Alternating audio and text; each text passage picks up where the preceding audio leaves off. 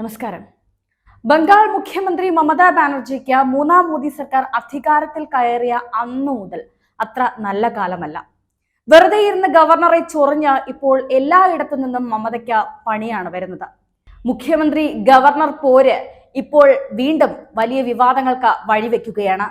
ഇപ്പോഴത്തെ മുഖ്യമന്ത്രി Mamata ബാനർജിക്കെതിരെ Bengal governor CV ആനന്ദ boss നൽകിയ മാനനഷ്ട കേസ് കൽക്കട്ട ഹൈക്കോടതി സ്വീകരിച്ചിരിക്കുന്നു. അതായത് കേന്ദ്രത്തിന്റെ വലിയ ഇടപെടലുകൾ ഇതിൽ ഉണ്ടായിരിക്കുന്നു എന്ന് നമ്മൾ ഇതിൽ നിന്ന് മനസ്സിലാക്കണം.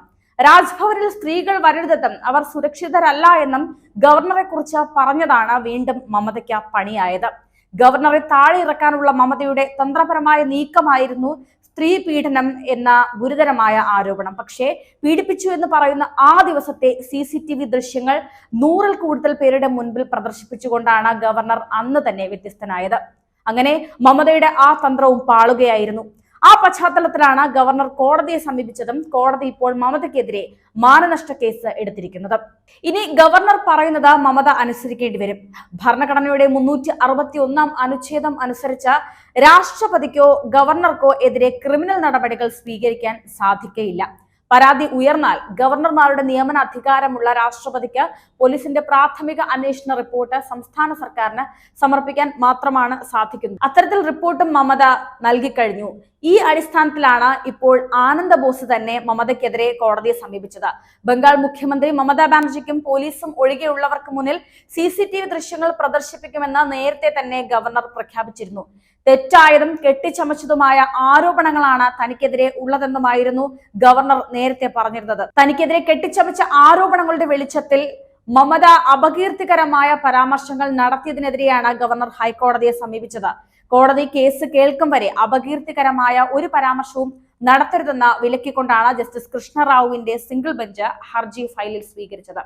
രാജ്ഭവൻ സന്ദർശിക്കുന്നത് സുരക്ഷിതമല്ലെന്ന് സ്ത്രീകൾ അറിയിച്ചിട്ടുണ്ടെന്ന് മുഖ്യമന്ത്രി ഗവർണർക്കെതിരെ നടത്തിയ പരാമർശത്തിന് പിന്നാലെയാണ് ഗവർണർ കോടതിയിൽ ഹർജി സമർപ്പിച്ചത്. ഇതിന് മറുപടിയായി മുഖ്യമന്ത്രി പോലുള്ള ഉന്നത പദവികൾ വഹിക്കുന്നവർ വസ്തുതാവിരുദ്ധവും അപകീർത്തികരവുമായ അഭിപ്രായ പ്രകടനങ്ങളിൽ നിന്ന് വിട്ടുനിൽക്കണമെന്ന് ഗവർണർ തിരിച്ചടിച്ചു. സർവകലാശാലകളുടെ നടത്തിപ്പുമായി ബന്ധപ്പെട്ട് തൃണമൂൽ സർക്കാരും ചാൻസലറായ ഗവർണർ CV ആനന്ദ ബോസും തമ്മിൽ കടുത്ത തുറന്ന യുദ്ധമാണ് നേരത്തെ നടന്നിരുന്നത്. ഗവർണറെ കടന്നാക്രമിച്ച മമതയ്ക്ക് ചങ്ങല പൂട്ടിട്ടുകൊണ്ട് സുപ്രീം കോടതി തന്നെ ഇക്കാര്യത്തിലും രംഗത്ത് വന്നു. ഒടുവിൽ സുപ്രീം കോടതിയുടെ നേരിട്ടുള്ള ഇടപെടൽ ബംഗാളിലെ സർവകലാശാലകളിലെ VC നിയമനത്തിൽ ഉണ്ടായി. മേൽനോട്ടം വഹിക്കാൻ മുൻ ചീഫ് ജസ്റ്റിസ് UU ലളിതിനെ ചുമതലപ്പെടുത്തിയിരുന്നു സുപ്രീം കോടതി.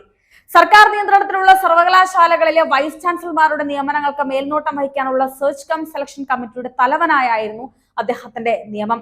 ഗവർണർ ആനന്ദ ബോസിനെ കൂട്ട് ആക്രമണം നടത്തി ബംഗാളിൽ നിന്ന് നാട് കടത്താൻ ശ്രമിച്ച തൃണമൂലിനും മമതയ്ക്കും ഇത് വലിയ തിരിച്ചടിയായിരുന്നു. ഇതിന് പിന്നാലെയാണ് ഇപ്പോൾ കൽക്കട്ട ഹൈക്കോടതിയും മമതയ്ക്കെതിരെ വലിയ രീതിയിലുള്ള തിരിച്ചടിയുമായി രംഗത്ത് വരുന്നത്.